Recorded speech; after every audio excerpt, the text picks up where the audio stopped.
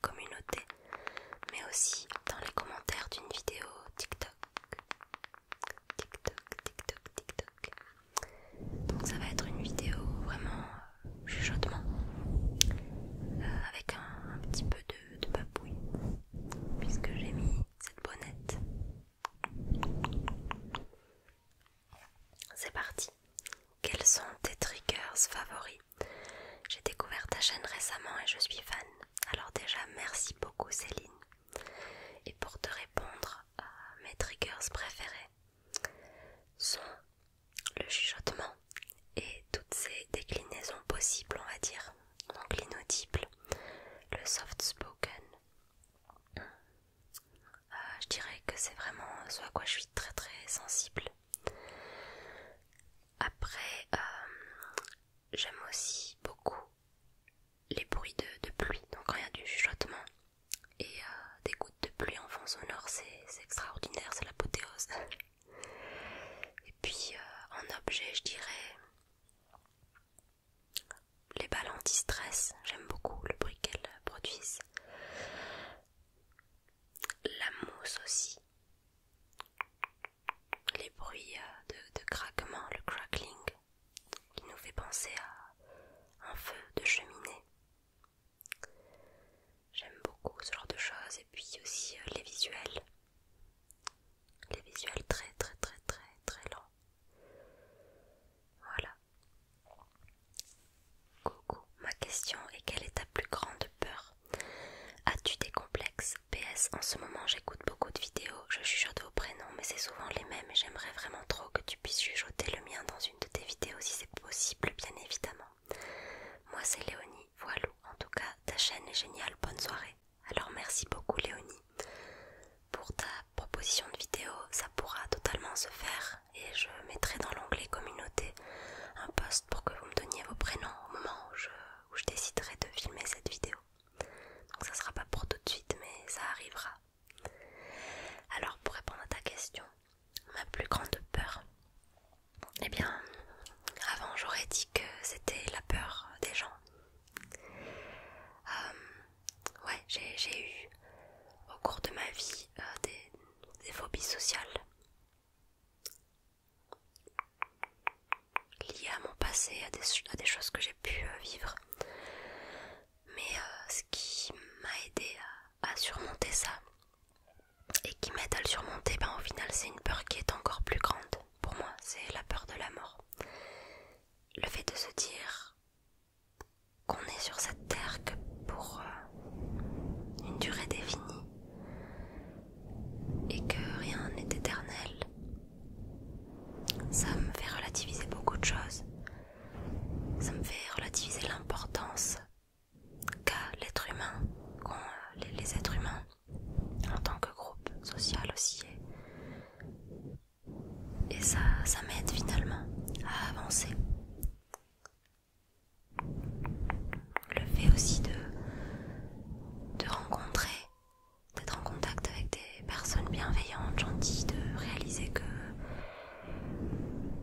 finalement l'humanité elle est toujours là. Eh bien ça aussi ça m'aide. Voilà, et ensuite, as-tu des complexes? Je dirais que non, il n'y a rien chez moi qui me dérange au point de me focaliser dessus avec persistance et de me gâcher la vie. Évidemment, je pense qu'on a tous des jours où on se sent un peu moins bien dans sa peau. Et par exemple, à l'adolescence, j'étais très complexée par ma peau parce que j'ai eu beaucoup d'acné. Aujourd'hui, ça va mieux. En grandissant aussi, on arrête de se morceler, de prendre chaque partie de son corps et de la juger indépendamment du reste. On se considère plus comme un tout et le tout me plaît, et ce n'est pas parce qu'il y a une partie de ce tout qu'on peut considérer comme un défaut que le tout est moche. Bon, déjà la beauté c'est très subjectif quand même, et puis elle n'a pas la même définition en fonction de l'endroit du monde où l'on se trouve par exemple.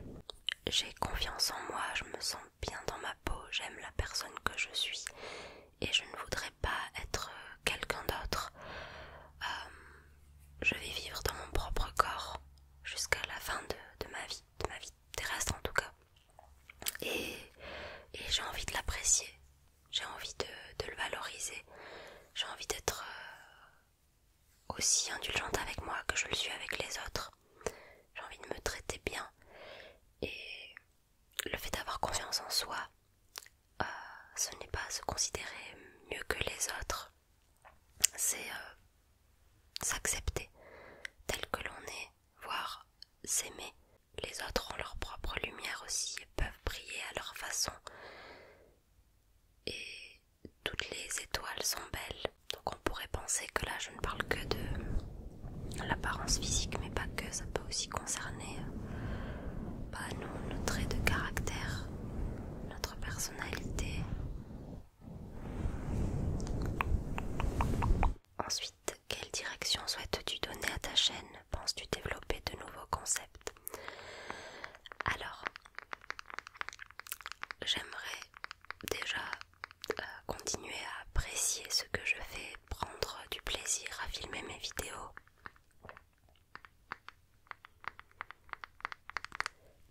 Et j'ai pu remarquer, en tout cas pour les créateurs et créatrices de contenu ASMR que je suis, qu'il y a ce retour finalement aux bases et au premier principe de l'ASMR, on va dire. Personnellement, quand je regarde une vidéo ASMR, je ne souhaite pas en prendre plein les yeux, je souhaite me relaxer et avoir aussi une sensation de proximité avec la personne que je regarde, avoir, comme le dit Colomba, un accompagnement vers le sommeil. C'est ça qu'est l'ASMR pour moi. Et donc évidemment, plus on a de moyens de développer sa chaîne, plus on a d'abonnés, plus on gagne d'argent grâce à ces vidéos et plus on peut l'investir dans une bonne qualité sonore, vidéo et tout ça. Moi aujourd'hui c'est pas mon cas, mais ça ne me dérange pas. Je trouve qu'il y a déjà eu de gros changements depuis le tout début et de nouveaux concepts, je sais pas, ça se fera plutôt au feeling. Je me base aussi sur vos vues, sur vos likes, sur vos commentaires, sur ce qui a l'air de vous plaire. Ce qui vous plaît, je le refais, je réitère l'expérience. Voilà. Trouves-tu que tes études offrent de bonnes débouchés sur le marché du travail? En es-tu satisfaite et penses-tu exercer un métier en lien avec ce que tu as fait? Merci pour tes vidéos. Alors de rien. Est-ce que mes études offrent de bonnes débouchés? Eh bien je ne peux pas te répondre étant donné que je ne suis pas allée au bout de mes études encore. J'ai obtenu ma licence en psychologie. Et là cette année je fais une pause et je me consacre à mes passions, à savoir le chant et l'ASMR. Mon rêve c'est de pouvoir vivre d'une de mes passions. Je prépare un EP d'ailleurs, n'hésitez pas à me suivre sur mes comptes chant. Il paraît que c'est un milieu assez bouché, justement, de ce que j'ai pu entendre. En tout cas il paraît que c'est un métier assez bouché. Après je pense que la plus grosse sélection, le plus gros filtrage s'effectue entre la licence et l'accès au master. Tous les étudiants ayant obtenu leur licence ne pourront pas accéder au master. En tout cas, la première fois qu'ils le tentent, après ça n'empêche pas de réessayer. Mais bon, faut avoir le time.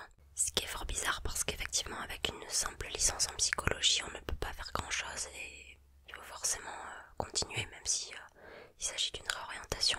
Après on avait eu des chiffres je crois un pourcentage d'étudiants assez élevés qui arrivaient à s'insérer sur le marché du travail après avoir obtenu leur master.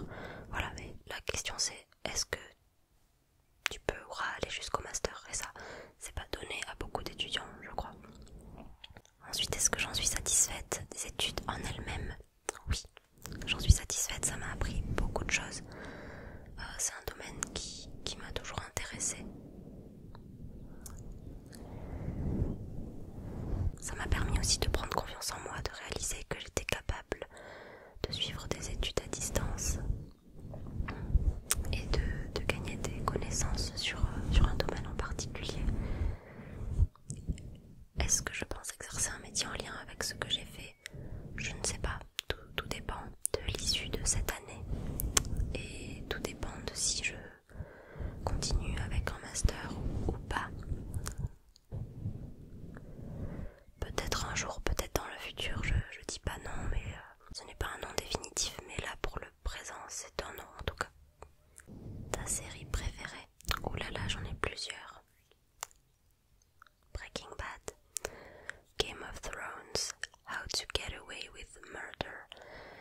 The Office, The Vampire Diaries, Hannah Montana, je suis désolée, c'est la base, voilà, c'est dit. Euphoria, voilà, je crois que ça fait vraiment partie de mes séries préférées. Le premier ASMR artiste que tu as écouté, oula, ça remonte. La première vidéo que j'ai vue, il me semble que c'était un homme, c'était un garçon. Je sais pas qui. Je saurais pas vous dire honnêtement le tout premier.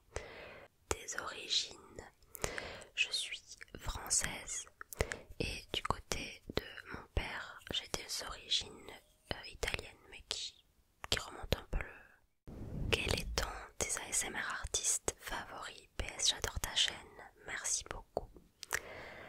Mes ASMR artistes favoris, alors Colomba, Rendez-vous ASMR, Grace V, ça raconte sa vie ASMR, allez la suivre. C'est une copine youtubeuse. Ju ASMR, Simply Kel. En gros c'est ça, et si j'en ai oublié, je vous les mettrai sur l'écran. As-tu un autre métier à côté de tes vidéos YouTube? Non. Est-ce que tu envisages de faire des lives Twitch? Non plus. Si je fais des lives, ce sera sur YouTube ou sur TikTok, que je dois en faire un bientôt pour fêter les 10 000 abonnés que j'ai obtenus là-bas. Donc n'hésitez pas à venir me suivre. Hey, déjà 2 ans, wow. Pour ma question, quel est ton écran de verrouillage? C'est pas mal cette question et j'ai pas triché, j'ai vraiment gardé le même. Vous allez peut-être pas comprendre ce dont il s'agit. C'est un vision board. Voilà. Si vous êtes un peu branché loi de l'attraction, ces trucs-là, vous saurez ce que c'est. Voilà, c'est un tableau de visualisation qui m'aide à me motiver, quoi, à me rappeler mes objectifs et ce que j'aimerais réaliser dans ma vie. Qu'est-ce qui t'a donné envie de franchir le pas et de te mettre à faire des vidéos ASMR? Je dirais que ce sont les youtubeuses que je regardais qui m'ont beaucoup inspirée. J'avais envie de donner aux gens ce que ces personnes me donnaient à moi, à savoir un bien-être, un calme, une confiance aussi, des facilités à m'endormir. Je pense aussi que faire de l'ASMR pour moi ça comble ce besoin d'aider les autres d'une manière ou d'une autre, besoin que je ne peux pas combler finalement avec mes études en psychologie. Je crois que j'ai trouvé un autre moyen d'y répondre. Quel est ton rêve et l'as-tu réalisé? Mon rêve est de devenir chanteuse, faire les plus grandes scènes du monde, être une des artistes les plus streamées, que des personnes puissent s'identifier à mes chansons, pouvoir voyager grâce à ce métier, vivre de cette passion. Ce serait ça mon rêve et pour l'instant je ne l'ai pas réalisé, mais je n'ai pas dit mon dernier mot. Je pense qu'on va se garder les autres questions pour une deuxième partie. C'est ce qui me semble le plus approprié.